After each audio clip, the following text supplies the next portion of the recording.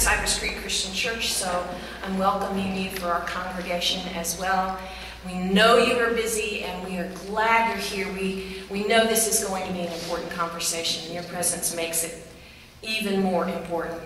Our Interfaith group sponsors a number of events every year. In case you're not familiar with us, the Thursday before Thanksgiving, an Interfaith worship service. Also once a year, an Interfaith dinner dialogue in private homes throughout the area. And then an annual panel discussion, which is what you are attending now. And if you'd like some more information about those events ahead of when they happen, and you will share your email address with us tonight, we promise not to give it to anybody else, but to let you know when something is coming up in terms of an interfaith activity, and we would love to have you participate with us. We're here tonight to talk about our community. I'm still kind of the new kid on the block and fairly new to the community, but I'm very interested in this conversation and how we describe as well as how we suggest ways to be in community together. I decided to do a little homework, and so I called Carol Little earlier this week, and I asked her just to tell me about the trends that she is seeing at Northwest Assistance Ministries. And here's what Carol said. She said that our community continues to grow in diversity. And included in that is an increasing immigrant population, so that students who are studying English with the help of NAM represent 38 different languages. That's a lot of diversity, isn't it? Incredible. Carol also said that NAM has traditionally served the working poor, but more and more these days, NAM is also serving white-collar workers who are seeking assistance for the first time in their lives because they have lost their jobs. Lots of people in our community, a growing number, are living paycheck to paycheck. There's also an increase in the number of grandparents who are raising their grandchildren. So we add to some of those trends a budget crisis for public safety, a budget crisis for public education, and we can agree that our community is in a place it's never been before.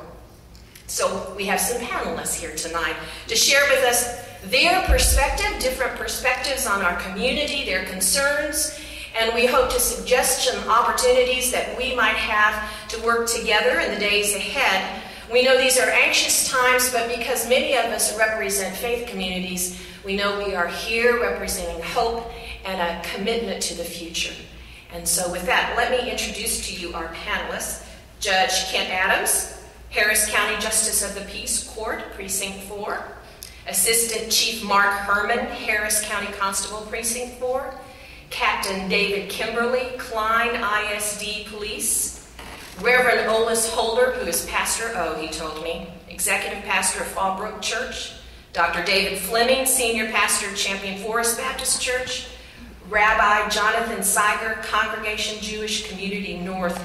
We were hoping to have Deacon Sam Dunning with us from the Office of Justice and Peace for the Archdiocese of Houston and Galveston. He got word just about an hour ago that his father had suffered a stroke, and he texted us on his way to the airport. So we will keep Sam Dunning and his family in our prayers tonight. Before we begin, would you join me in prayer?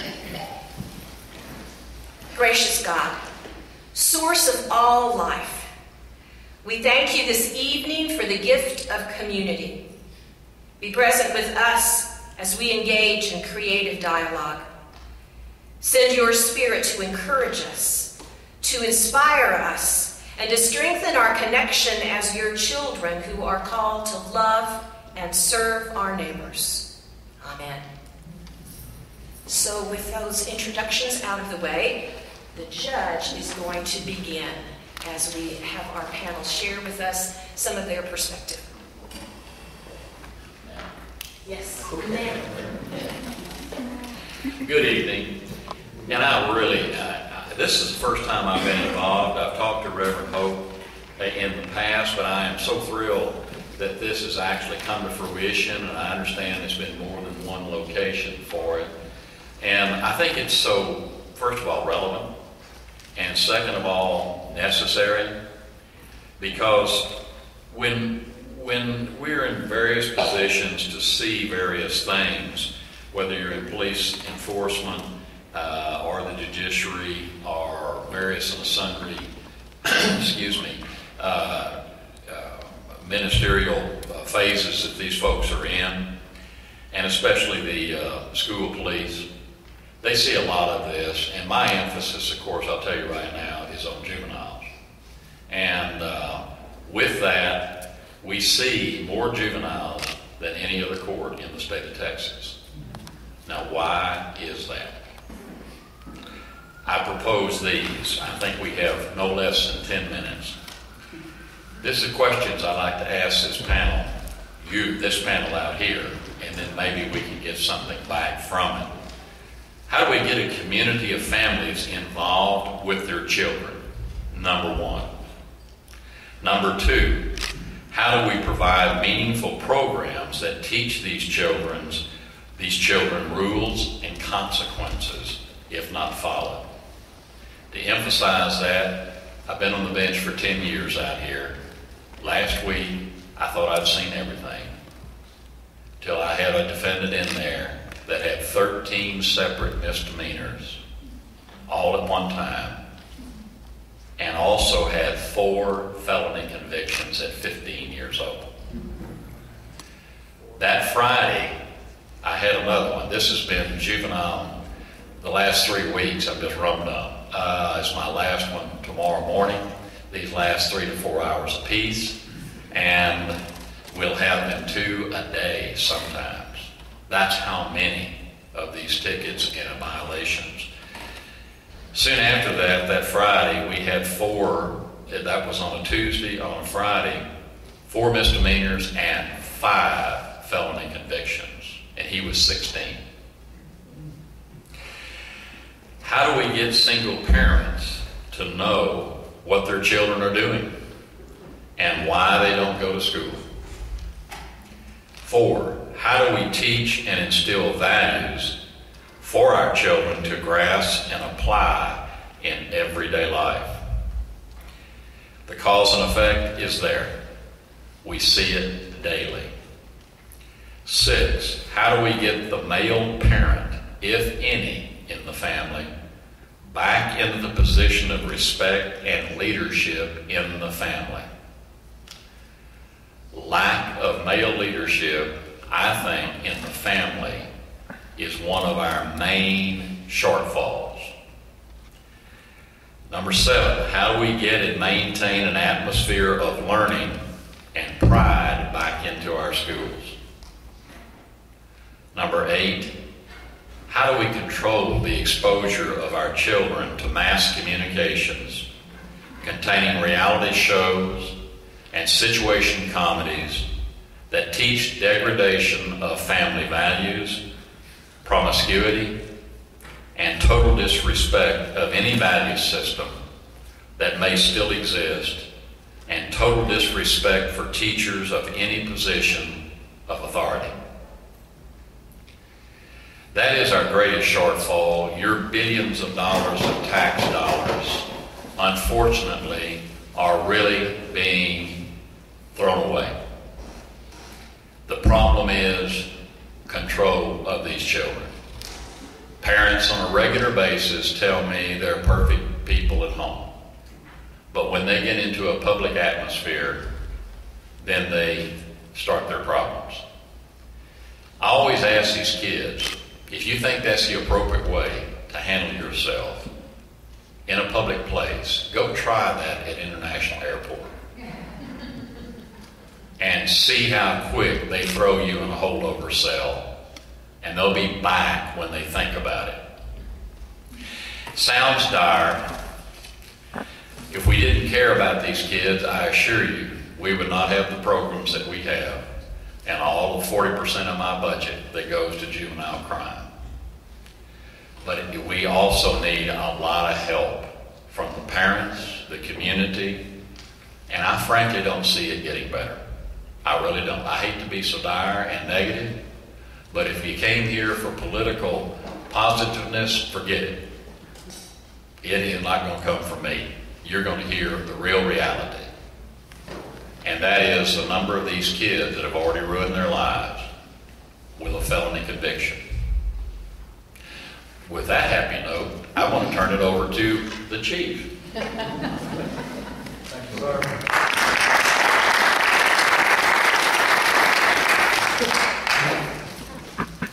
Again, my name is Mark Herman. On behalf of Constable Ron Hickman, I want to thank y'all for allowing us to come out and be a part of your community, and we've been a part of your community for many, many years. I agree with the judge. We in law enforcement, my department, Sheriff's Office, and Klein PD, and numerous other law enforcement agencies, we're on the front end of this. And I've been doing this for 26 years.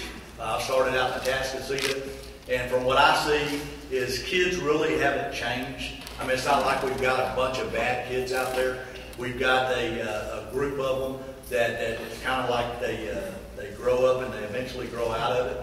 But we've grown so big out here that probably 50% of what we deal with is kids, it's juveniles. I know between my department and the other agencies, we keep the judge's office pretty busy. We, like Klein PD, we work the Cy-Fair School District. Many of our cases are filed in Judge Adams' courts.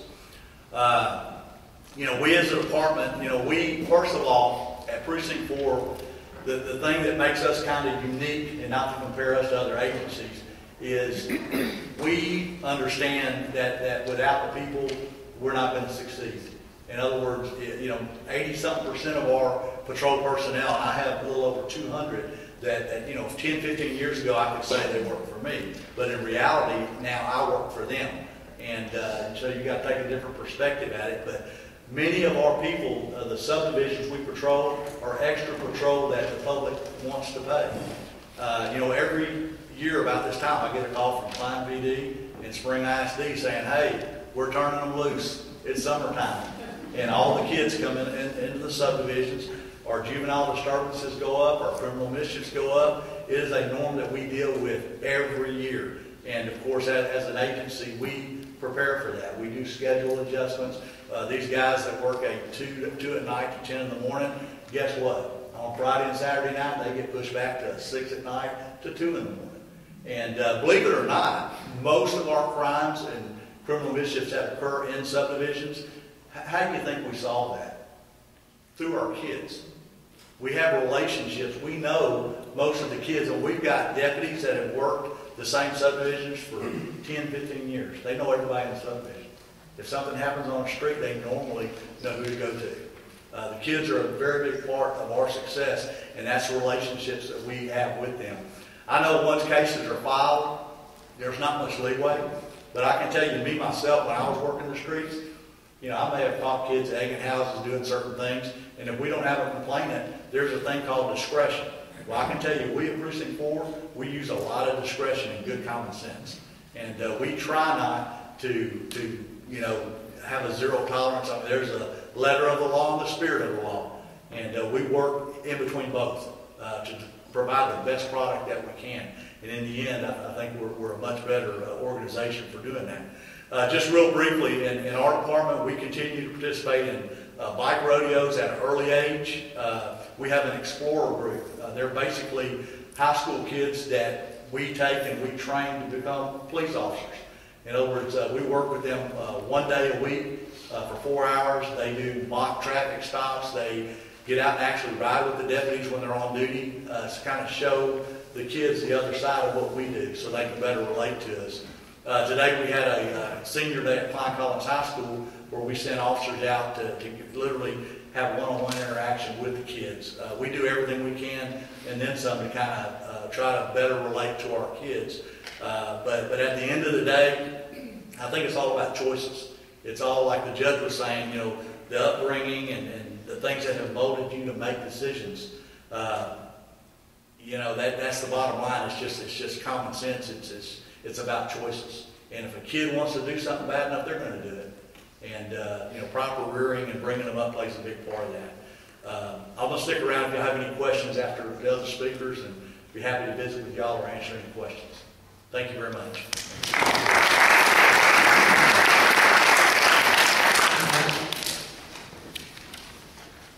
Good evening. David Kimberly with Klein Isaac Police Department. Like the judge and chief said, thank you. Thank you for having us here. Thank you for giving us the opportunity to bring some of the situations to y'all's attention, or as you well know. If I can, I'm going to start real quick with a few approximate stats, if you will. Klein ISD's enrollment this year we're expecting 45,500. When I started with Klein, it was 21,000. We've basically doubled. I've been here 17 years. So the district has approximately 6,000 employees. Some things, when I was doing a little research for this, I was really actually quite pleased with the end results, I guess it would be.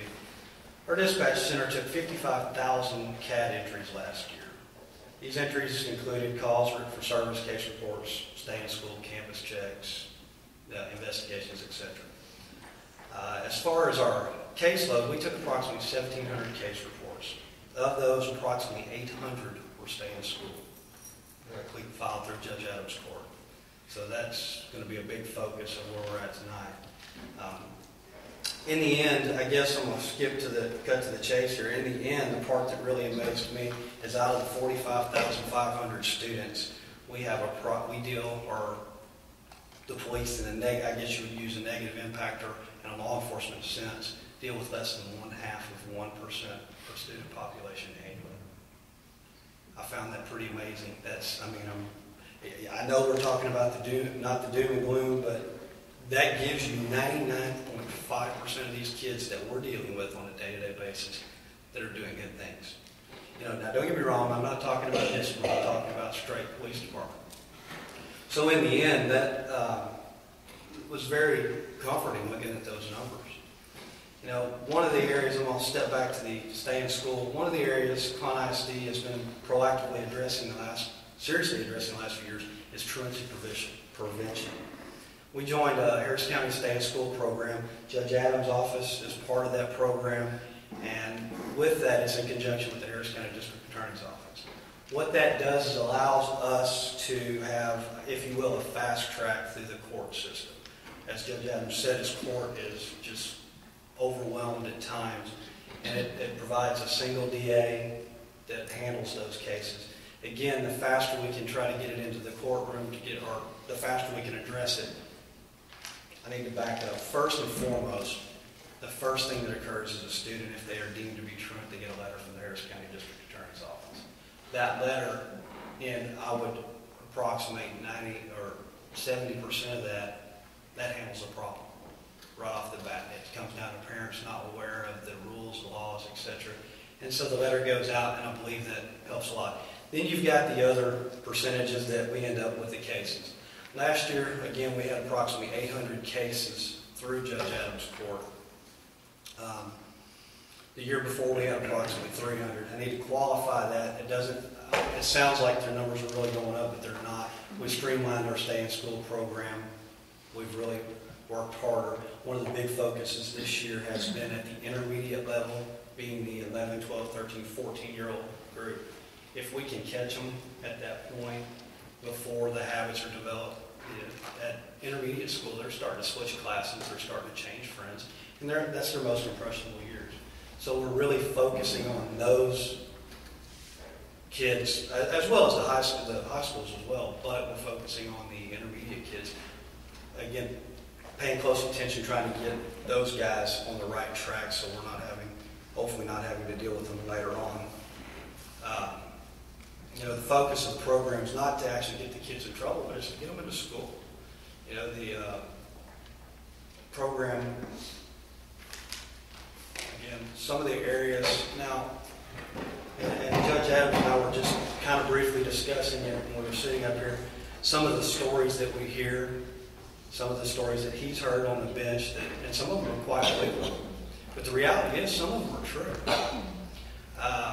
We've got a whole host of things, and I think this is where the community, not only the single parents, but you've got families in turmoil. A family, we see a kid that we've never seen come across our radar, all of a sudden, they're off the deep end. Well, you start looking, and mom and dad are split up, they're going through divorce, there's a brother or sister or sibling, there's turmoil in the house, and that's created part of it. And then I reiterate what Judge Adams said, parents with poor parenting skills. the truth of the matter is, some of the parents that we have do not place a value on education. And if the kids aren't getting that at home, getting that encouragement and placing a value on education, they don't place a value. And so as a result, school's just not important. You get into family financial situations. We've got kids that stay at home to take care of an elderly relative or a young sibling, or maybe the financial situation comes down to maybe the kid, some of the peer pressure that these kids are experiencing out there. They don't have the iPod, the iPhone, the designer clothing, etc.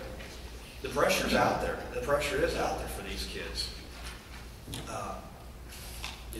Granted, I know that there's a lot of resources. Of course, the school district, we don't have the resources to provide them with what my teenager would consider a must-have amenity, as opposed to,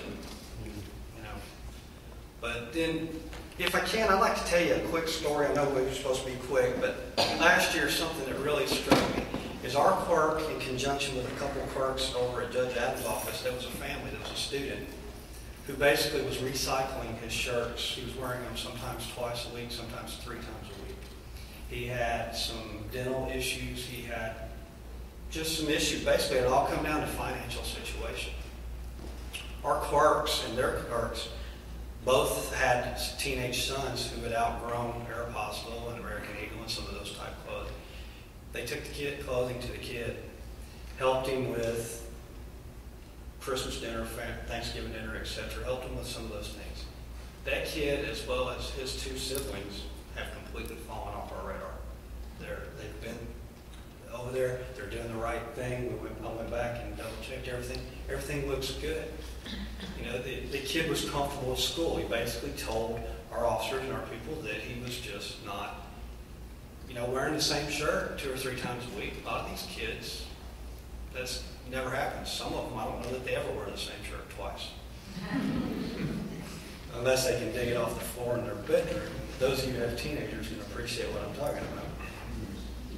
And then you get into other things, low self-esteem, transportation, parent behavior, etc.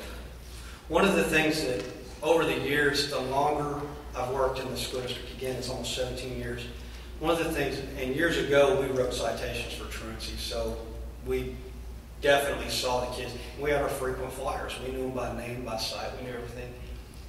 But the disproportionate rates that start with the truancy at 6th, 7th, 8th grade, later evolving into a lot of times, criminal side, where they're dealing with the multiple misdemeanor felony charges, it's astounding. And again, I think that's where, as a community, when we can catch these kids in turmoil, catch them at that impressionable age, I think that's where we can make a real big difference. Anyway, as I said, school district's working with limited resources. Again, with 45,000 students, 800 cases, we have 35 officers, and 3 are dedicated to truancy. I'm not complaining, we're getting the job done, but taking, the administration at the campus are wonderful. They work with the kids and discuss these, and they bring these issues to us. But again, I believe we're welcoming the partnership with you guys. Thank you.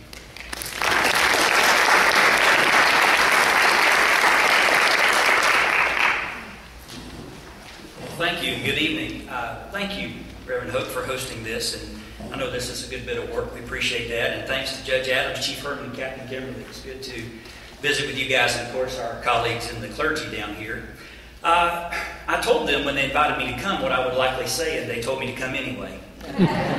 So I won't say it. I'm so grateful to be asked, Judge Adams. I'm honored that you would ask for us to enter into a conversation with you. And I see that as what this is tonight, is let's start a conversation and see where we can connect and help one another.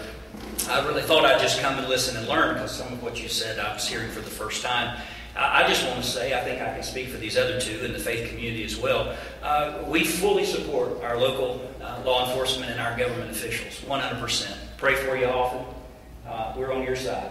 We're behind you 100%. We won't be way behind you when the bullets start flying, but we're behind you 100%. And we understand, and Judge Adams has done just a terrific job of bringing us up to speed on the current reality in our own community. We're understanding the growing need to engage as the faith community here in our community as we grow and as our community changes and we reach new people as a neighborhood. So we get that, and I want to say, I believe I'm speaking again on behalf of the faith community, we are willing to help.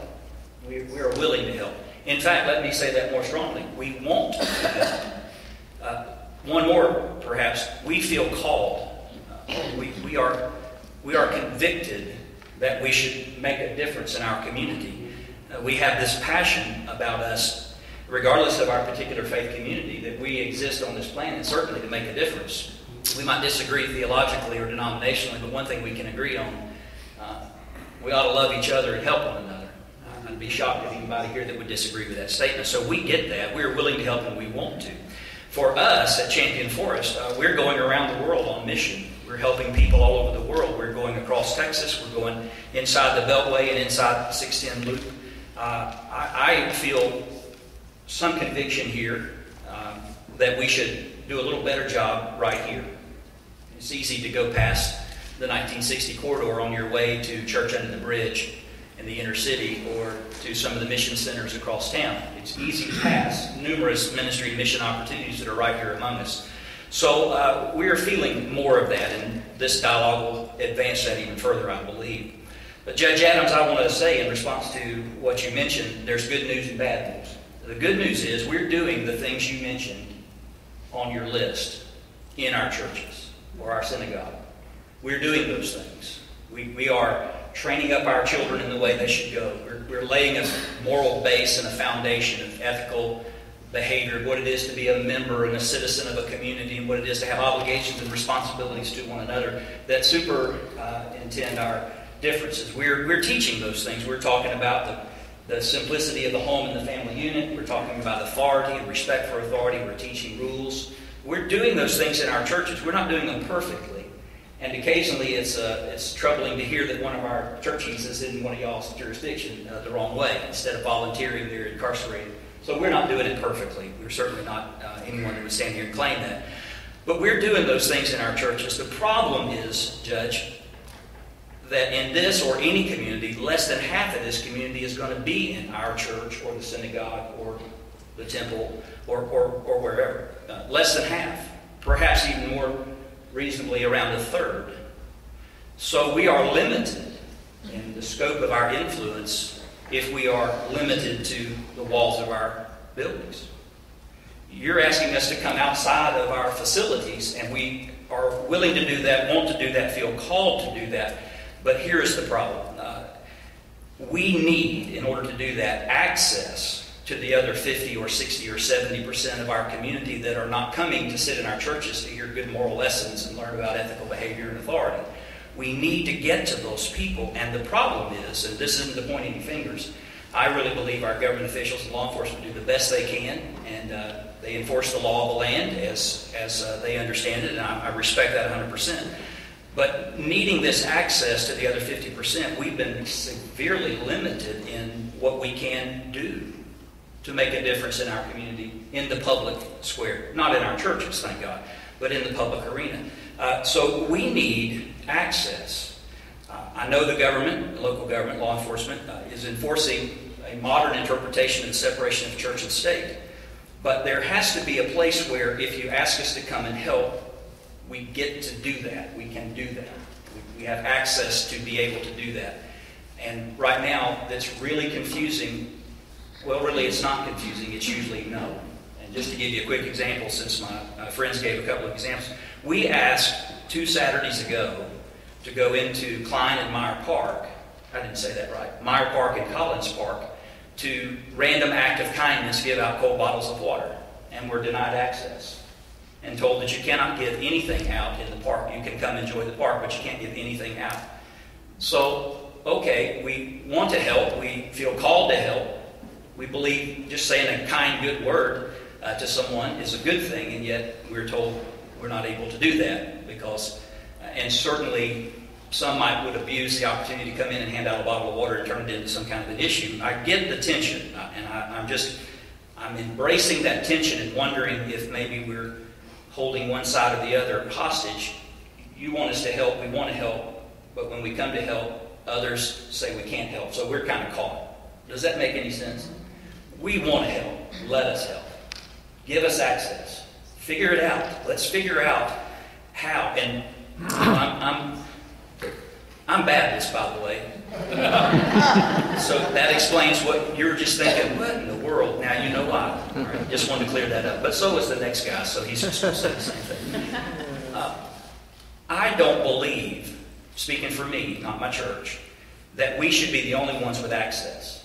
That everybody else in the world should be kept out and the Southern Baptists should have access to our school system, to our public arenas, to our parks. I don't believe that. I don't. I think if you let one in, you got to let them all in. I'm good with that. I really am. I'm okay with that. But when you remove the synagogue and when you remove the various religious institutions from the fabric of society, you pull out the very thing you're asking us to put in. So let us all back in. Let us go to work. Let us help you. Let us meet and let us encourage. You know, we would love to be a part of this. And maybe the discussion going forward is how can we help you? And not, be turned away every time we try to answer the call to help. Hope you don't hear any sarcasm, Judge. I'm on your side. You hadn't asked me yet. Finally, you should ask. Uh-oh. Okay, we'll get there. Yeah. So I'm finished. My remarks conclude. I just want to be sure to say, with the utmost respect, thank you for including us in the discussion, for inviting us into the dialogue. I think it's healthy. And I think this is one of the issues we've got to sort of really get out here and understand is how can we help you and not cross any lines or boundaries in the process of doing it. So thank you, and I'll ask Reverend Olis to come on.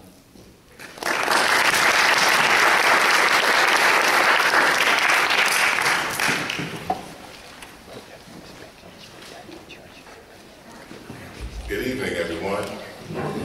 Reverend Hope and Judge Allen, esteemed officers, and Dr. Fleming, and Rabbi.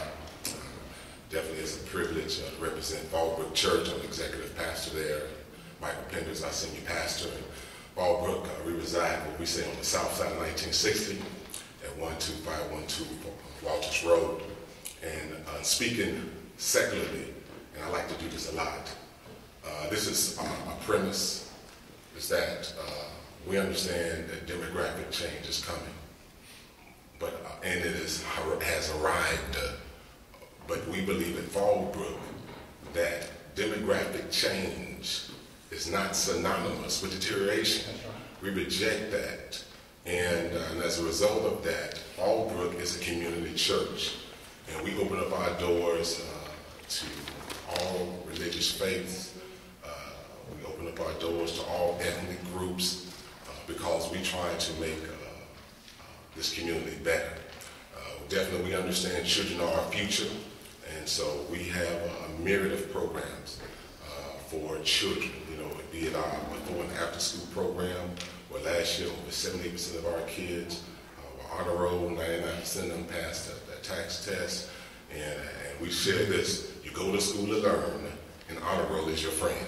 Amen. We keep it simple. And also, we have a lot of recreational activities, and we use those as a hook to bring kids and youth into our presence. But once they come on our church campus, we don't allow the do-rags. We don't want the earrings in your ear. We don't want to see the drawers. Sagging pants. And you'll be surprised that it seems like the gangbangers, some hardcore guys, respect authority. Now, on the street corner, in the school is one thing, but when they come onto our church campus, and also we have a lot of men at Fallbrook, amen, and a lot of them are my size too, so I may help some as well. But definitely those young men, those young women understand that we love them while we give them access to our campus at no cost to them other than obedience and respecting our house. And so we look forward to partnering with the other great churches and synagogues in this community, definitely with law enforcement and Judge Adams. We are a site for community service, and we are getting a lot of young men and young women who, I know one young man that his was tobacco, and so he had about They got 100 some hours. I said, man, you must have brought a trailer truck full of cigarettes over here or something. They have the many hours of community service. We have a lot of young ladies fighting. And but definitely we see all ethnic groups, African Americans, we have Hispanics, we have Anglo, we have Asians, but yet, even with that community service, it's for a purpose. It brings them into our campus, amen. We get a lot of free labor, amen, and we give them difficult tasks. They out picking up trash. I mean, we may give them some grace, some of the young ladies, if they can type, we may have them do some typing for constructive, but we try to give them meaningful work so that they do not want to come back to Fallbrook on community service. Definitely they can come back and worship with us or play basketball or volleyball or anything like that. But definitely, we are, again, glad to be a part of this forum. And I would say to the north side in 1960, do not be afraid of demographic change and embrace it. And however, don't forget your brothers and sisters on the south side. You have a lot of resources that we don't have on that side, because we have more poor people coming on that side. But if you come and look at Fallbrook, at 12512 Walters Road, you will see we're putting our money, I think our money where our mouth is, amen. I hope I'm saying that correctly. When you look at our facilities, we hopefully in 2012, we will break ground for 60,000 square foot at Children's Educational Facility. We have 22 more acres that we want to develop a community park, where we have a track, a baseball field, softball field, soccer fields, walking trails, 9-hole putt-putt golf, little fountain that passes out in the woodlands. We want to bring whatever the woodlands have to the south side of 1960. So we are determined, and we try to lead by example, and definitely our God is a kind God, and so we're very, very thankful for what he's done for this community. Definitely we're very thankful for what he has done for Fallbrook Church, and definitely we are honored to be a part of the Spring Interfaith Dialogue Council. Again, thank you all very much, and God bless each one.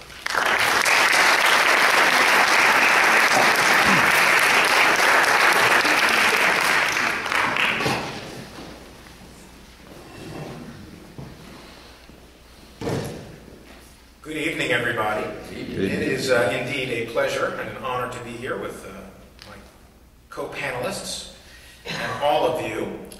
Since Deacon Dunning is not going to be here tonight, I'll take his time as well, and I'll give my interpretation to talk about as to what the church might say. I look forward to the email from the Holy Father tomorrow. Usually at these occasions, I end up speaking first, either because they want to get me out of the way, or because they're doing sort of a chronological tour of world religions. And I'm always first. Let's get to choose the honor. This is great.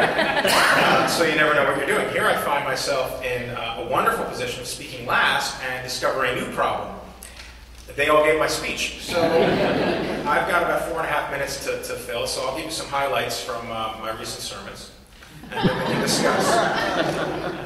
Actually, what I'd like to talk about is a little bit more bottom line. We've already heard about the importance of relationships, especially that law enforcement officers have in the neighborhoods, the relationship that we have with our congregants in our churches, in our synagogues, in our places of worship. And it seems inescapable that the way forward for the faith community, in terms of the larger community, is to focus on those relationships and broadening them. And it is indeed a problem if you have a desire to serve and be part of the larger conversation, be in the marketplace, as we say, of ideas, and you're prevented from being there for any number of reasons. And a lot of times these walls are put up with the best of intentions. We want to protect the poorest and the weakest among us. We want to preserve everybody's honor and make sure that the playing field is even and non-biased, and that's wonderful. But by not allowing anyone to enter into that conversation, we are robbing ourselves of a tremendously important opportunity. And a larger issue is that we in the faith community, and I want to dare speak for my holy brothers over here in different churches and different traditions, that for too long we have operated under a marketing model that is known as please walk in, please walk in. If I sit here in my office long enough, the teenagers will come in. I look around this room at the dozens, if not hundreds, of young men and women that are here to hear this message about how we can help them. And I'm quite sure that it's really going to have an effect on the demographic that we're all worried about. And I say that with full respect, but the problem is now you've got to go out and help us. And the way that I'm going to ask you to help us is to encourage your pastors and your church leaders and your elected officials and your government, well, that's the same as elected officials, and maybe in certain corners of the country it's different, but not here. We still elect them. We need to be encouraged to become more creative. We need to be encouraged to talk more with the people we're trying to serve and reach, and listen even more than talk. We need to be able to engage with them in meaningful dialogue and find out what it is that they care about. Because the thing that I discovered, I did about 7 years of campus ministry before I returned to the pulpit, is that they're a lot smarter than I am. They're more tuned in. They know how to use social media. They understand what they value, even if their values seem frightening to me in many ways or misguided. But it's only when you have some idea of where they're at and who they are becoming, who they want to become, that you can steer them effectively. And it occurs to me, ironically perhaps, that the thing that we are selling, if we could say we're selling anything, is that we're selling freedom. We're selling liberty. A life of faith, a life of discipline, regardless of what faith or discipline it is ultimately freedom. It liberates you. I'm fairly certain there's a good Christian sermon in there as well, but I think we Jews can go there as well with all our laws and rituals and our traditions. It's geared towards allowing people the liberty to become fully empowered human beings, to change the world around them and to create their own destiny. And our teens, these people that act out, these people that seem lost, are struggling against these constraints, struggling against what they feel they're oppressed, or they don't have the liberty that they deserve or that they want. They can't go out and buy what they want because they don't have the economic freedom to do so. They can't date the girl they want, so they act out in different ways. By presenting them with the opportunity to achieve whatever it is they desire. I mean, the liberty that we are presented in this country is just absolutely astounding. And the opportunities that exist, absolutely beyond belief once you have a longer view of history. And we have to be out there selling that our faith, whatever it may be, that our community of community, our family of families exists in order to support each other in achieving our own dreams and fully realizing our inner human potential. And I believe that goes across the board. Laws exist so that society can be free. The last thing I've encountered, and I've had the pleasure and the honor to serve as a law enforcement chaplain on a volunteer basis for years now, first in Seminole and Orange counties in Florida, and now here with Harris County, is that I have yet to meet the law enforcement officer who's interested in oppressing people, in making society more restrictive and less flexible. I've yet to meet them. Maybe they're there, they work in a different shift, but I haven't run into them yet. And it is through this shared recognition that we are all in it together, we all want the same thing, we all deserve the same thing, and that we all reflect a common creator and one common family, that we can be most effective. And so I pray that we will go forth from this place emboldened and more powerful towards being more creative, more relevant, and less fearful, and ever more committed to creating a better, more free, more just world. So thank you for having me here, and God bless you all.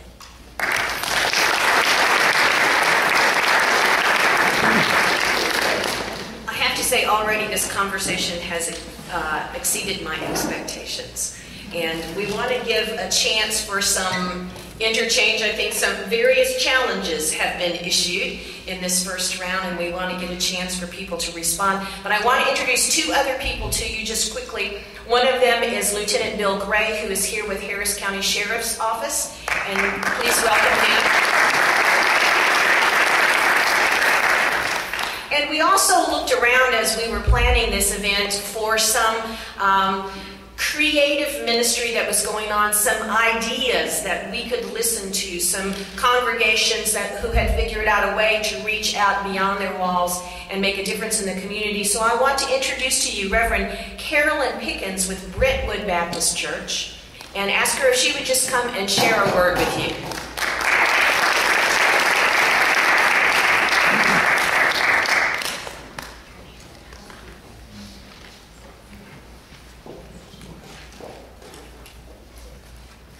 Good evening.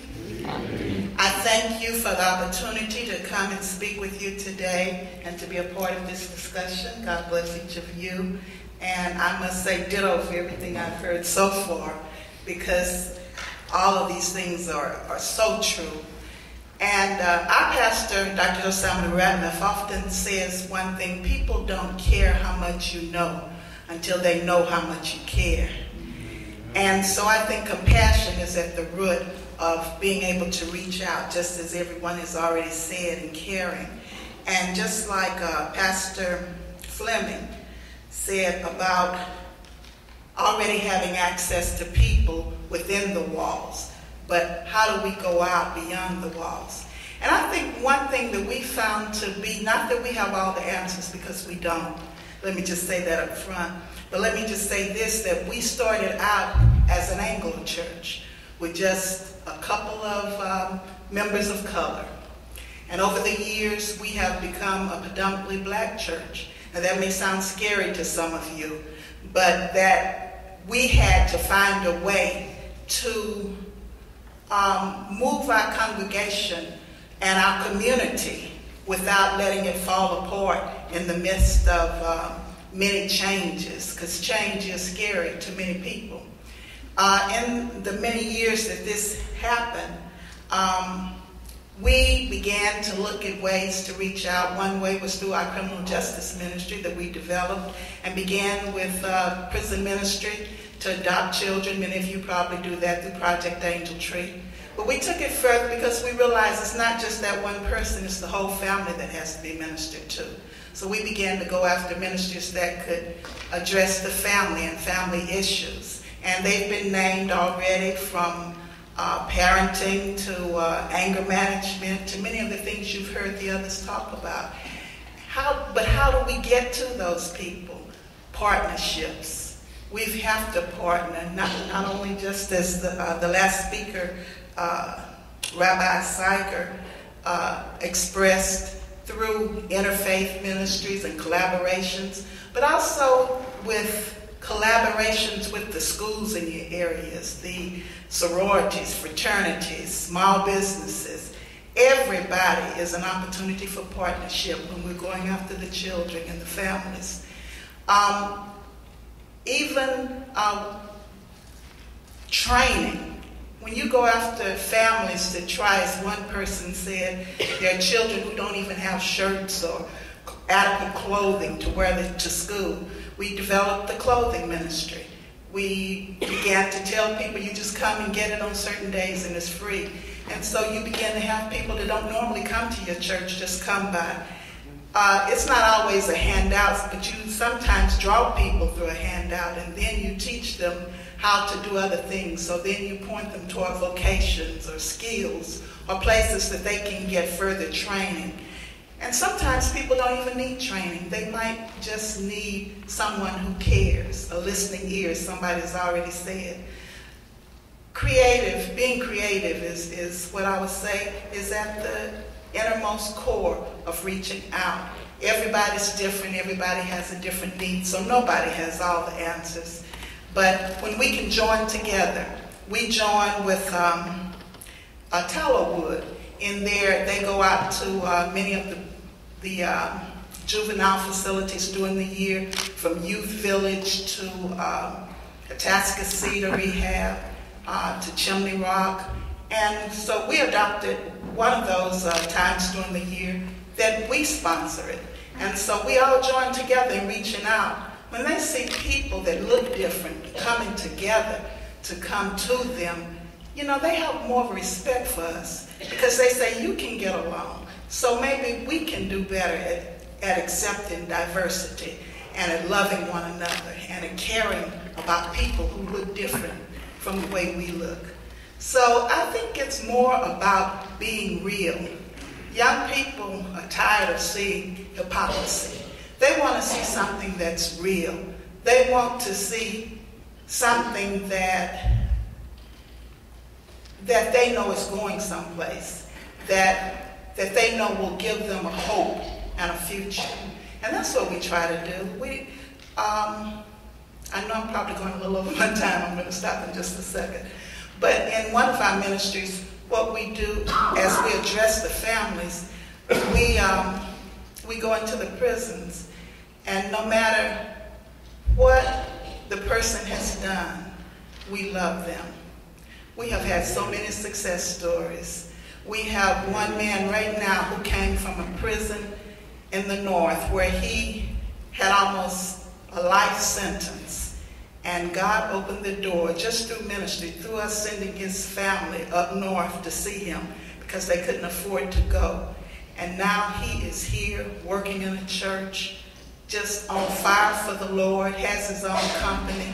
Just one story after another like that we could tell you, just because you show someone you care. It's not about giving them a lot of money, but just showing someone you care through some of the same things you need, then extend that same need to somebody else and meet a need. The last thing I want to say is I saw a young man today. His name is Joel. He's at our church because his family can't afford the things he needs as a senior. He's been one of our guardian angel children for the last few years, and we've always helped him and done different things. But we happened to notice his shoes, and we could tell from that even though he tries to look well-dressed, that he doesn't have the means.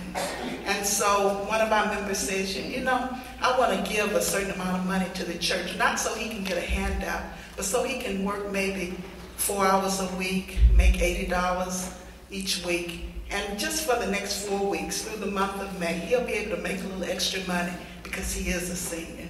He has a scholarship. He's doing very well. But that extra money has put a smile on his face, and it's helped him to be able to pay some things that he needs. It's not so much about us giving money or giving, even though I mentioned money, giving money. It's about us giving our time, going where they are, whoever they is, whether they're Black, whether they're Hispanic, whether they're Asian, whether they're another ethnic group or another religion. We have an electrician class right now that's training young men, vocations, free of charge. And we have collaborated with a Muslim group in order to do that. They're teaching at our church, and many of our people are going, and other people. We don't ask what their faith is just because they want to come and learn a vocation. But we share it with them, and they are so excited about that class. Many skills are needed in this city, and each church is different. Each church is just like each person with a different fingerprint and different gift mix and different skills.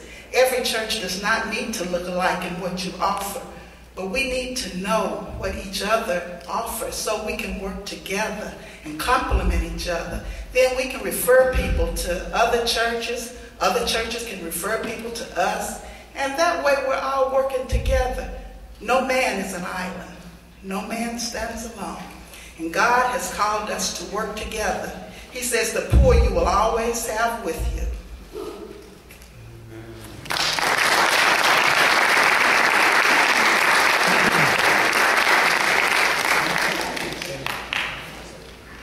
Sorry, I was in such a hurry.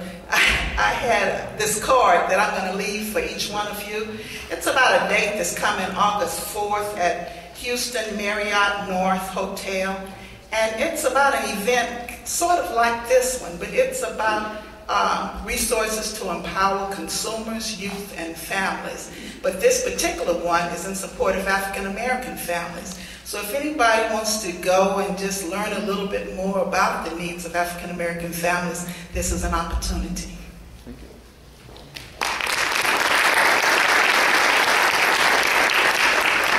Thank you so much, Carolyn, for inspiring us. Now, we want this to be a very solution-oriented conversation. We want this, when this is over, we want something new to have been birthed here that we church people can follow up on. And so I've heard a little challenge about how we open the doors, how we make the connection between the faith community and law enforcement. And I thought in a minute I want to open the time so that you can ask questions. So be thinking about a question or an idea or a suggestion you would have.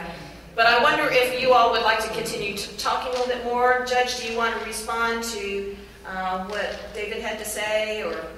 And can everybody hear if they just stay seated and talk? Is that all right with you?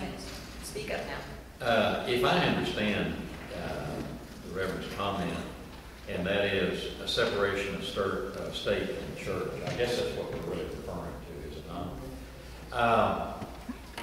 I cannot testify to that, because on the first day of my first docket of my first juvenile, that were so many that I couldn't get in the courtroom, I was so frustrated and confused and do not understand what I could do to help so many of these children in need and their parents who followed me out and said, I don't know what to do, they're out of control, you have to come up with some programs to help us. Well, guess who I called? Dr. Glenn Wilkerson, the minister of this church, which we've been together. That was the first person I called. And I saw Glenn and said, Glenn, man, I don't know. I think I'm in over my head. I need some help here. And he said, what are you talking about? And I told him about the situation, how many of these, especially single mothers. But as a result of that, of course, if any of you knew Glenn, or know Glenn, talk like he's in the past. Well, he is kind of in the past. From the standpoint of getting this program together, of ARC, A-R-K, Adults Related to Kids, that has been singularly the best thing for 10 years that I've ever had in my court. I sent over 800 families there last year. It convenes here. It talks about the self-esteem of the child. That can be reduced from a lot of different things, not only metaphysical, but psychological, psychiatric. It can be disturbances in the home. It can be various and sundry things that cause that, as you well know. And then also, they come for, it used to be 8, now it's 7, now it's 5, on Monday nights, and the parents are with them, and they're given parenting skills. I got to tell you this, in 10 years, approximately, probably an average of 700 families, I've never had a letter complaining or asking that be terminated. But Glenn and I have an understanding that we do quality checks on all of our programs in our church, that if it ever fell below what we felt it needed to provide, I'd get rid of you like a very parasite. And I mean every word. I don't send families to waste their time and money to programs just to be sent them programs. That's about the dumbest thing you can do. The church has been very much, and that was non-sectarian. So what I'm trying to tell you is that there has been a lot of input in my court through the church. The Church of the Latter-day Saints. They sponsored over 30% of all Boy Scout troops, which is a very integral part of my court. And I've sent over 300 kids to that program, and I have now 5 Eagle Scouts out of it. The reason is that they have people there for the first time in their life who cared about them, who actually gave them objectives, told them the consequences, and kept on, which is what we as parents are supposed to do in the first place. So those programs, and that was the Church of the Latter-day Saints. And that's the only one, don't misunderstand me. But we have many, and of course the constable got me involved in Boy Scouts, and in fact wrote me in being district president for 2 years. So there's always a price to pay on that. Just recently, I had the opportunity to be on a panel at Fallbrook Church, and that's with Dr. Draper, and also the head of juvenile, frankly, incarcerations and various things in Harris County. That was possibly one of the most really moving operations, and I think you were there that night, were you not? We must have had 300 or 400 kids, people there at Fallbrook, which is a church that I'll guarantee you I felt there was a spirit. And as a result, these various people who were conducting it, none of your full-time ministers were there, which is fine. It was a goofy night. It was Thursday night, and they probably shouldn't have. It was all handled. What impressed me is all handled by volunteer drummers that did a fantastic job and conducted the whole situation, had lots of questions, and I think was very, very effective, in my opinion. Not what we said, but the interchange as far as what happened with these parents. So with these particular programs, what I'm trying to say is the church has been very, very intimate without having a problem with the church and state, but asking them for help. And one final thing, specifically, and I'm so glad that Fallbrook is working out on community service. I have a 3-pronged program. One is at 6 months, you cannot have another conviction. 2, you're going to be doing some form of hard labor.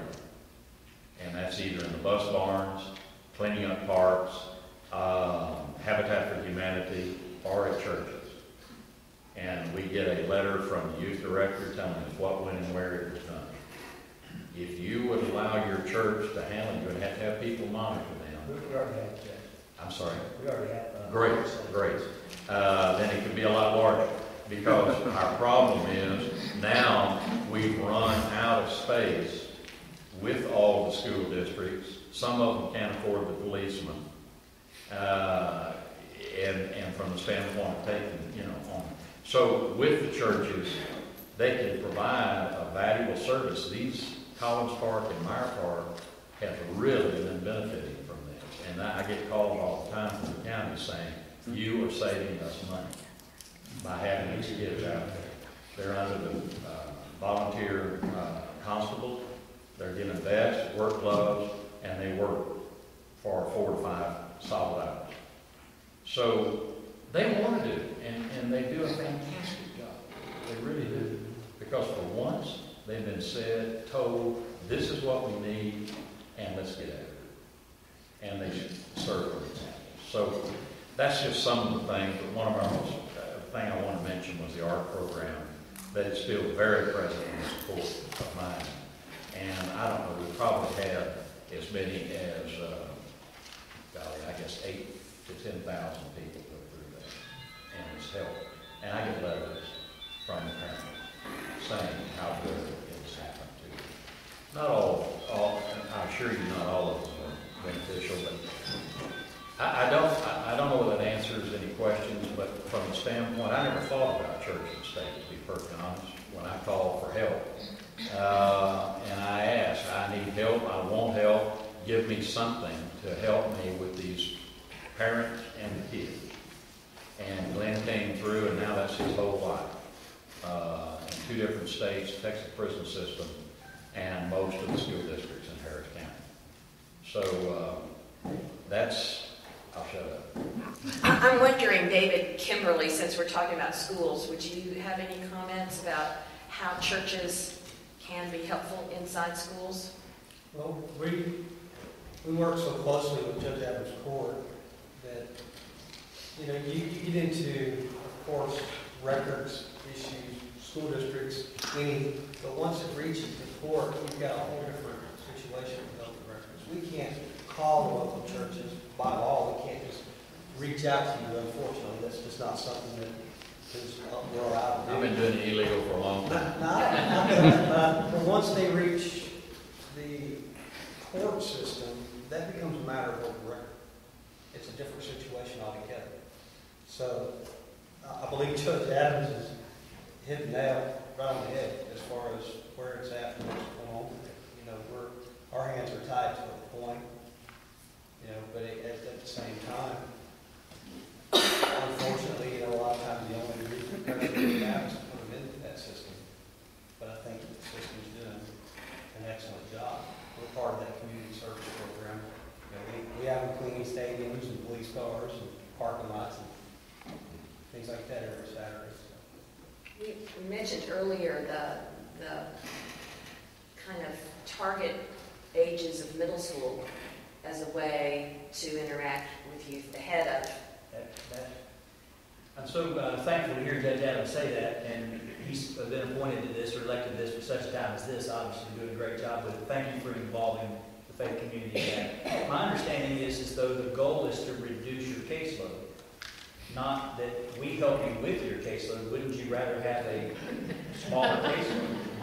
And my point is we can't help you until they're in your system and you walk across some pretty thin lines to enable us to help you with kids that are already in the system. We're talking about these kids at middle school that are at risk to be in your system in the next 2 years that we have no influence or able to have access to.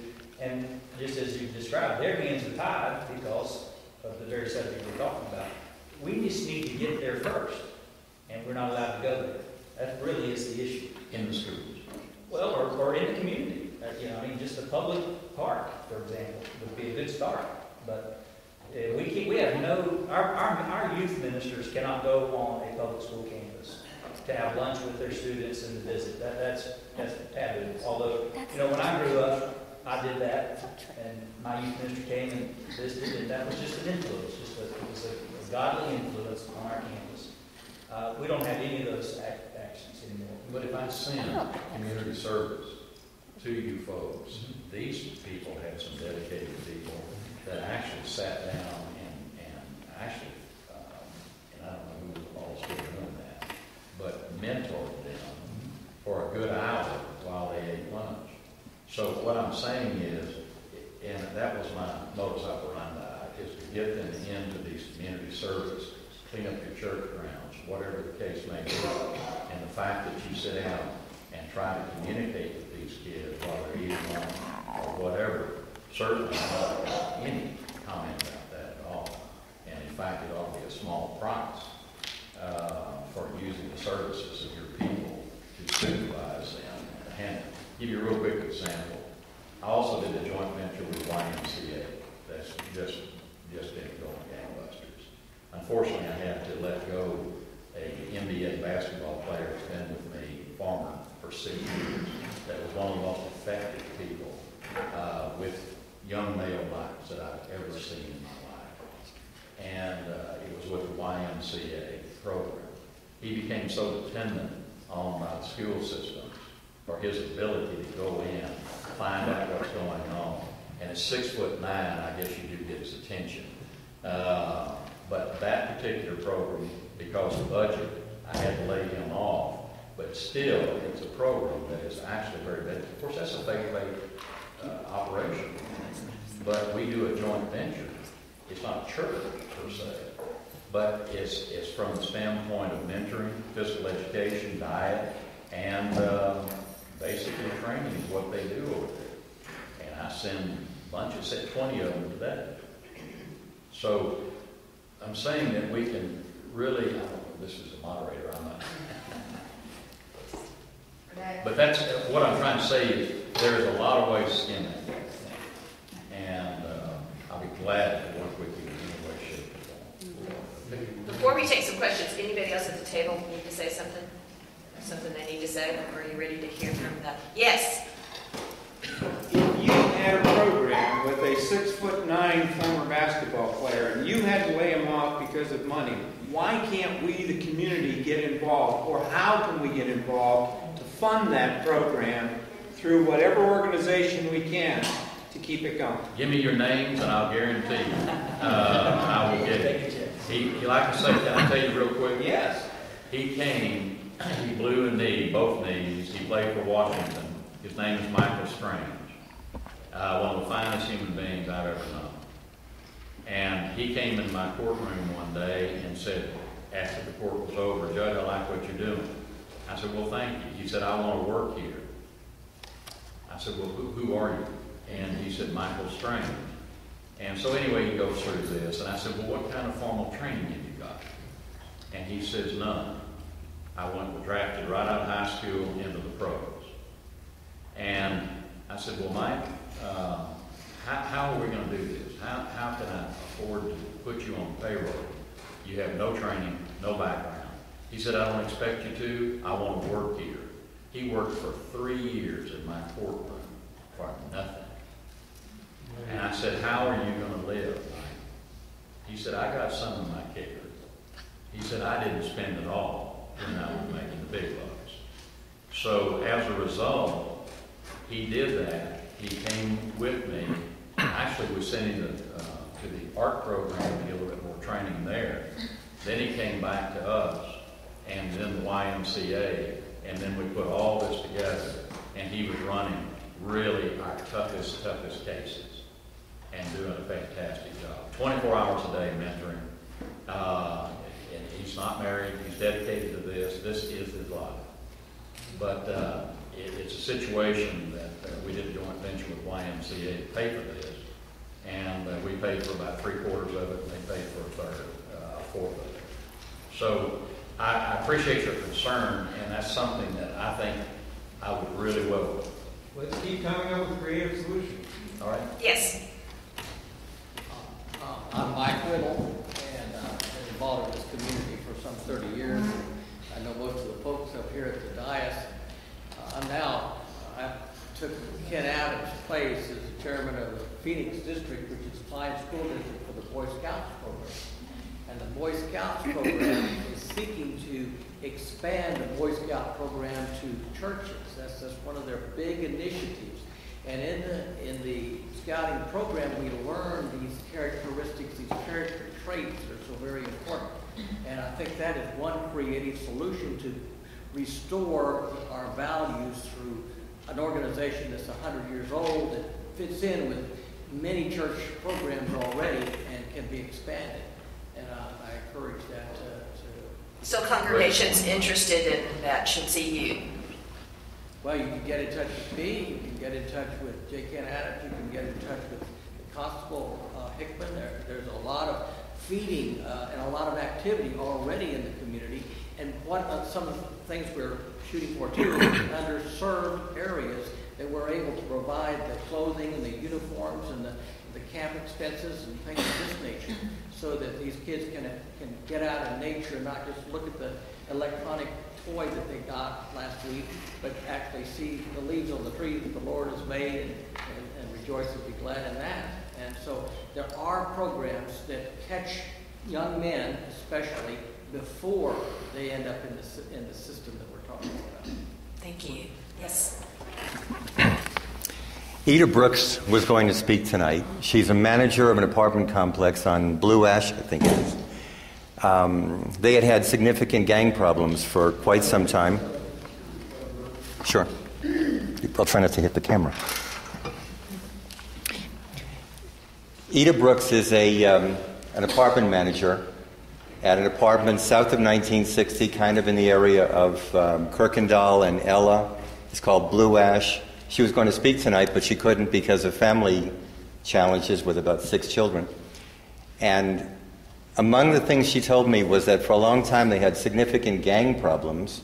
Precinct 4 went in there with a contract and pretty well cured them, did a great job. Recently, because of the budget cutbacks, they lost their contract, and their gang problems went nuts. Eda Brooks is a woman 30 years old. This woman gets to know the gang members, hugs them, shows them love, does all the things that parents who would be there or should be there would do but can't. And she said, if I ever had people who would come into my property and help me and show these kids love, show after-school stuff, mentoring, Boy Scouts, of course, I was a Boy Scout and I know it's a good thing. But You know, when we talk about the things that the clergy can do, you bet they can do it. But what the clergy can do is motivate their congregations to go out in the community and work in these apartment complexes. We have in the city of Houston a program called Police and Clergy Together, where the police work with the clergy to mentor the kids. But we can do that. My wife and I, we had some pleasure doing some mentoring in the East End. All of us have the power to go out and make a difference, and it hasn't got to be that fancy, but if our clergy can motivate their congregations to go into the community, to go meet these kids, to show them the love they don't have. The only reason that they're members of gangs is because they don't have the family that they need and want. That's the only reason that they're members of gangs. We show them love, we show them caring, and they don't need a gang. And we have the power to do that. Thank you. Thank you. Yes, Carol. I'm Carol Little, and I'm with Northwest Assistance Ministries. Looking around the room, and I've seen a lot of them here. So I wanted to address Captain Kimberly. I told you a story about... You can't hear. Do you want to come up here to the microphone?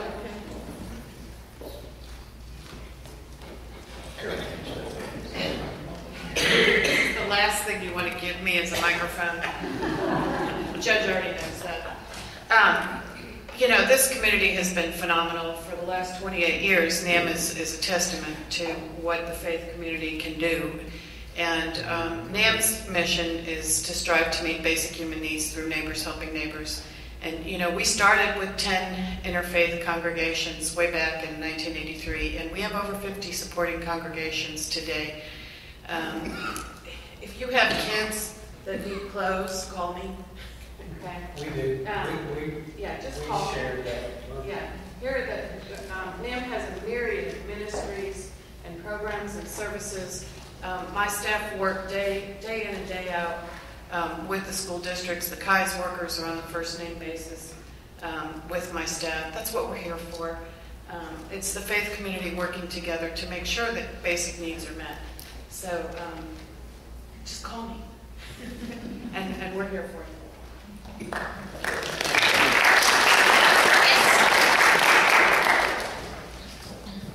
Thank you, Renee. If anyone wants information on ARC, I have about 6 of the business cards here. I'm one of the directors and I'm the publicity person. So please come to me if you want contact information on ARC. Thank you, Carol. Yes.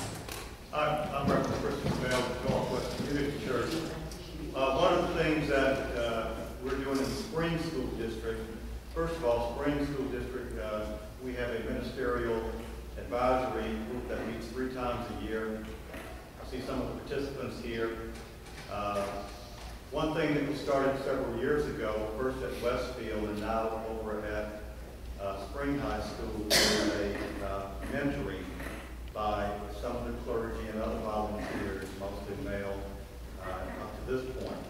And that has been going on now consistently, probably 2+ years. I got involved in the district back in 2005 because of the gang incident right in front of my home. So, to the pastor, I know in the Spring School District, they have allowed us to come in. But again, each campus is different, and it does take a little time, and personnel change. You have to have a good relationship with somebody there. We've got at one of the schools, for instance, Westfield, we initially started with the ROTC, one of the instructors there, and they would identify some of the students who could come and work with the mentors. So we've gone over, and not only do we go over there, we've gone over there doing some crisis situations, but also walk the halls and those types of things. So it takes some time, and it takes building a relationship. So just an experience that we've had in the spring. Thanks for sharing that. Yes. Good evening. I'm Sergeant Karen Jenkins with the Harris County Sheriff's Department, and I'm also an associate minister at River Baptist Church of Reverend Pickens. Pastor Nash from the Houston Ministers Against Crime is supposed to be here tonight, and unfortunately he was unable to attend. But the Houston Ministers Against Crime have been in existence for a very long time, and they also have the Hispanic Ministers Against Crime. But one of the duties that this organization does, they monitor the courts in the downtown area, and they also go into the problem schools in HISD. Now, many of them have had background checks done by HPD Lieutenant Matty Provost. Matty Provost.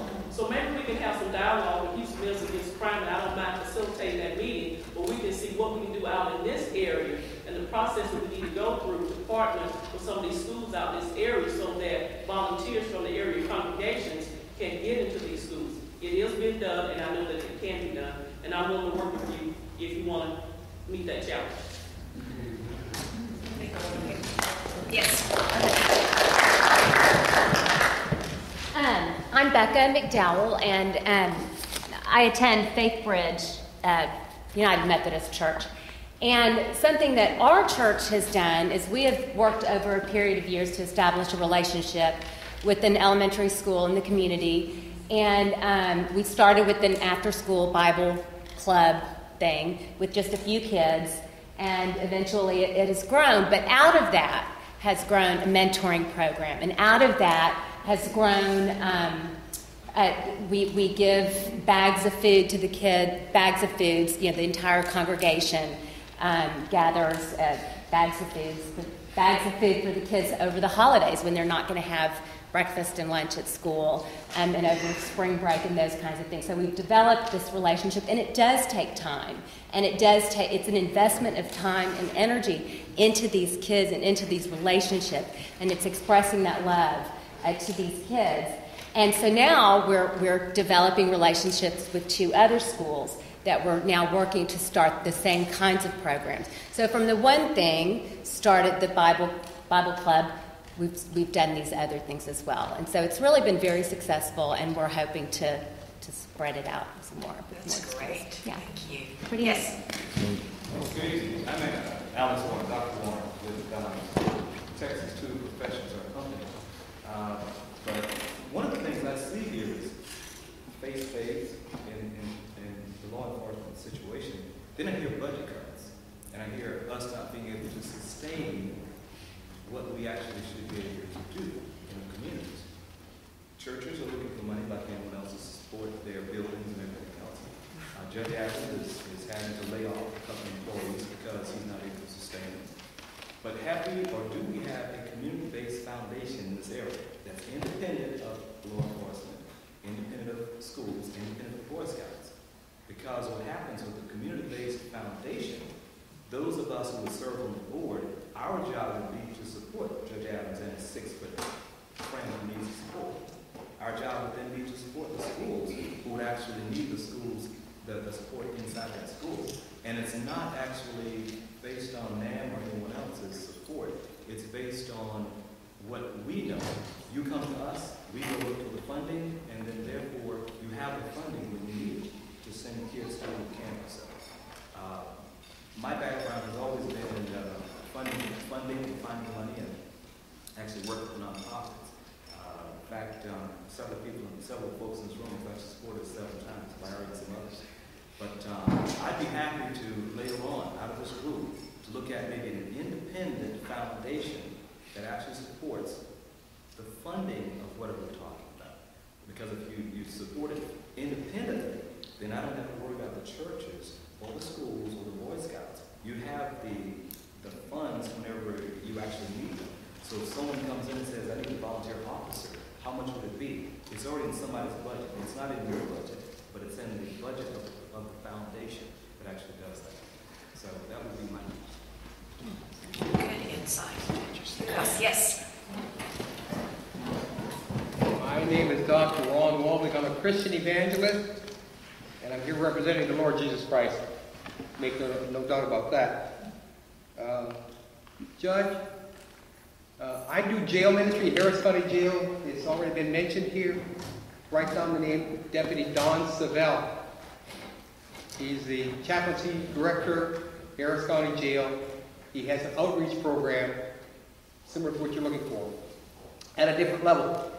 But there is an existing model. You don't have to reinvent the wheel. There's an existing model of community outreach in this law enforcement context. Chaplain Don Savell, chaplain Harris County Jail. So we get the failures in Harris County Jail. The ones that don't make it and they end up with the 9,000 other inmates there today in the Harris County Jail. And what we give them is hope. We don't give them food or whatever else. We give them hope. We give them victory. We give them a chance to change direction. We give them an option. Judge, do you give your families a faith option? Do you give them the option? You don't have to force it on them. Do you even give them No, the when option? they come in here and they want the ARC program with the faith, yes, they can. It's their option. But I don't sit here, of course, when I send them over, it's non-sectarian, you know why.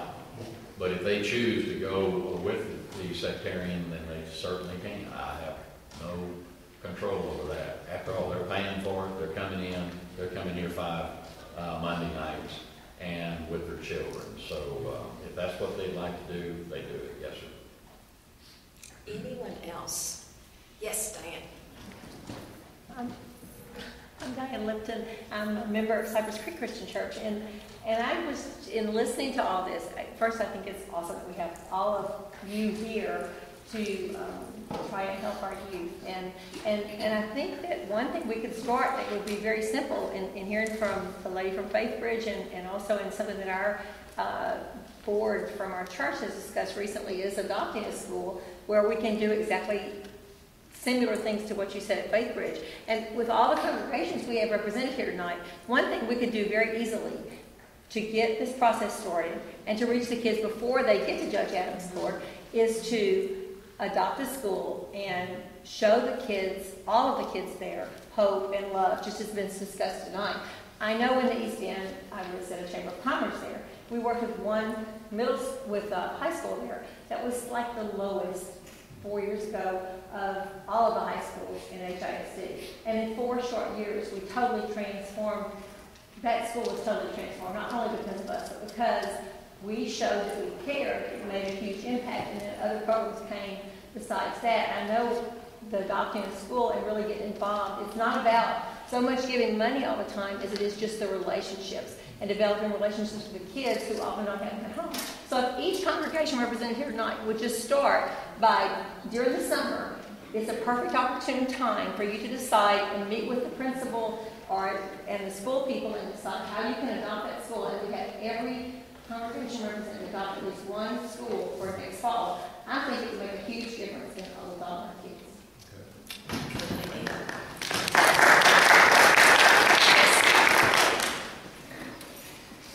I heard a lot of wonderful ideas this evening. I think they're all great. What I didn't hear is how to bring them all together. In helping to put together this panel, I call the Texas Health and Human Services 211 line. So what kind of aid do we have out here of any nature for after-school programs to address the truancy thing and the juvenile delinquency, and child care programs? And this was the State of Texas Health and Human Service, and they told me there weren't any. Now, we just heard that there were a whole bunch. We've heard that. But 211 says that there aren't any, that the nearest after-school program is 5 miles south down in the city of Houston at a YMCA. Additionally, for child care, we do have child care out in this area, but it's 22 miles west of here.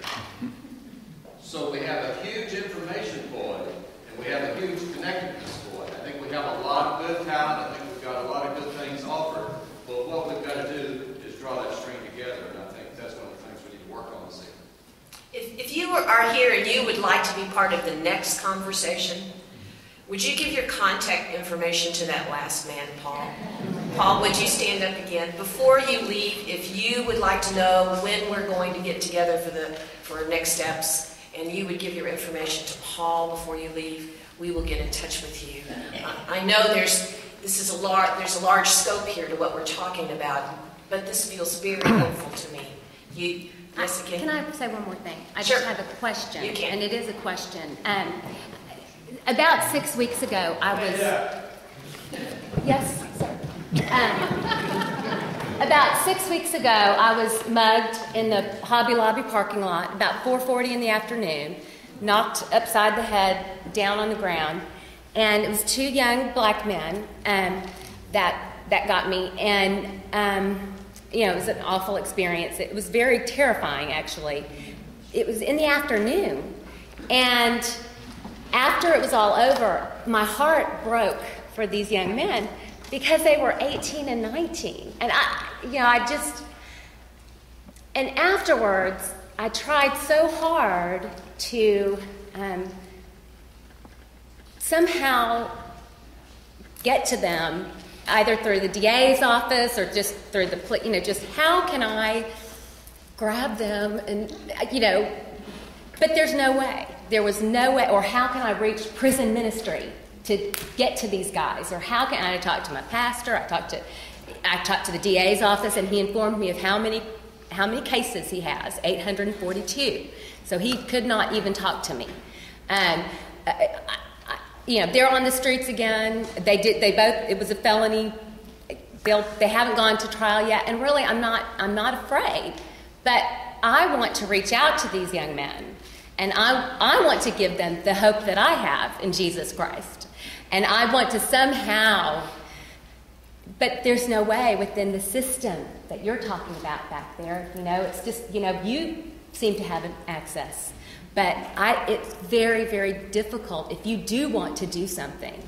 If you do have a heart for people, it's hard within the system to because there is, and with the police officers that I spoke with, they were wonderful, but there is a lot, they're very jaded. They see it every day. And so to them, these guys are kind of a lost cause, and don't waste your time, is kind of the message I got from the police, from the DA, and that's not what I believe at all.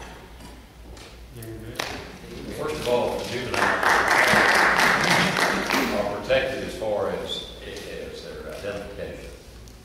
Well, these were not juveniles. These were 18, 19. Right. But still, from the standpoint of dealing with these particular parties, you were a victim, and that's great. And not great that you're a victim, but that you want to do something about it. Now, the question is, what kind of a background do we have on these two? And what have they been subjected to? Now, if you can make contact with these people and they're willing to talk to you, fine. I would not suggest that. Well, and again, let me just say, I'm not going to go bake a casserole and take it to their house. Or I understand. I'm living in the real world. When they were in jail, all I wanted to know I just wanted information. I didn't want personal information. I wanted to. I wanted to know how I could help, or if there was. I just wanted... Maybe not them, but a lot of others.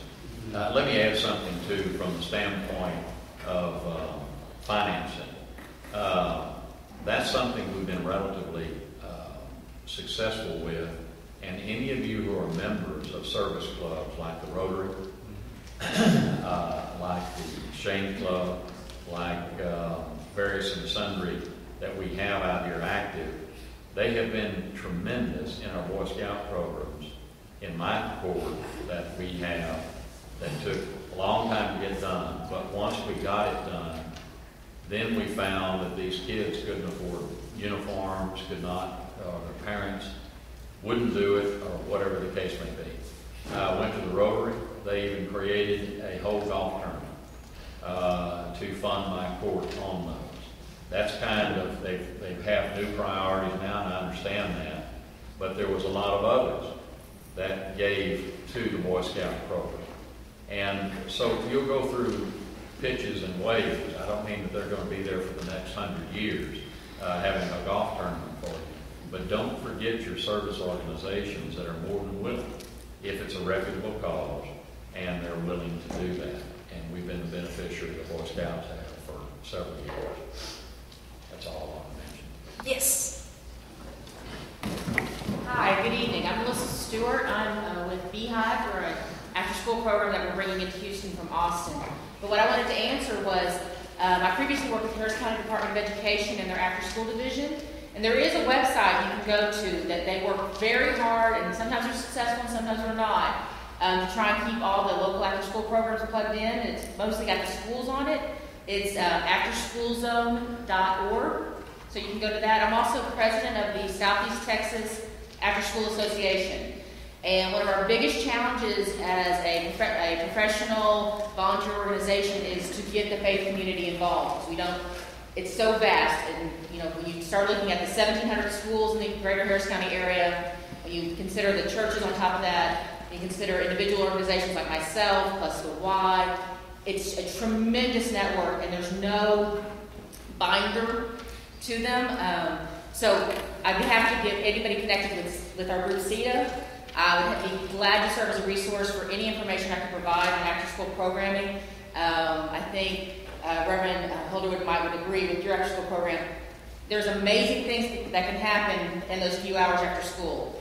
And if you would like some more information, I'd love to give it to you, not purely about my organization, but just about that entity. I'd love to be a resource for anyone here on that topic. Thank you. Thank you so much. Do our panelists have any final comments? Anybody want to say something? Anything occur to you? Well, occupational hazard, but I think the important thing is to keep the conversation moving. There's clearly an awful lot of ideas out there and resources, and the greatest resource we have is each other. I think that's the bottom line. Anybody else? We want to continue the conversation over cookies and something to drink in the next room. So please stay and meet. Here comes Jean to say something. I'm Jean Thomas with the Spring of Faith Dialogue Council. We're glad that you all came. Some of you that came in from this door, we may not have gotten you. We would love to have your email addresses because we do have other events of dialogue during the year. So as you go into the room to have your cookies and punch, if you have not already, if you would sign our email list. Thank you, and panelists, we thank you so much for coming.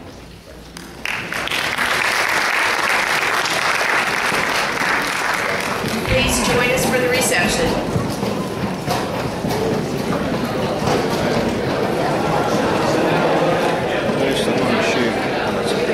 Oh, thank you. So what did you think?